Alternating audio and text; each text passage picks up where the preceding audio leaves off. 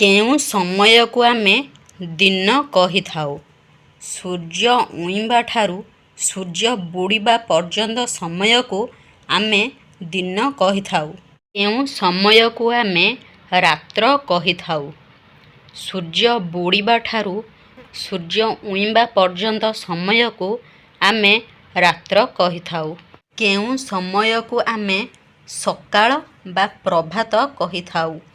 ସୂର୍ଯ୍ୟ ଉଇଁବା ସମୟକୁ ଆମେ ସକାଳ ବା ପ୍ରଭାତ କହିଥାଉ। କେଉଁ ସମୟକୁ ଆମେ ପୂର୍ବାହ୍ନ କହିଥାଉ? ସକାଳ ଠାରୁ ସୂର୍ଯ୍ୟ ମୁଣ୍ଡ ଉପରକୁ ଆସିବା ପର୍ଯ୍ୟନ୍ତ ସମୟକୁ ଆମେ ପୂର୍ବାହ୍ନ କହିଥାଉ।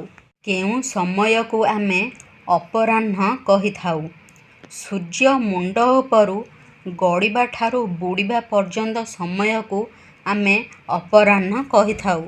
କେଉଁ ସମୟକୁ ଆମେ ସନ୍ଧ୍ୟା କହିଥାଉ? ସୂର୍ଯ୍ୟ ବୁଡ଼ିବା ସମୟକୁ ଆମେ ସନ୍ଧ୍ୟା କହିଥାଉ।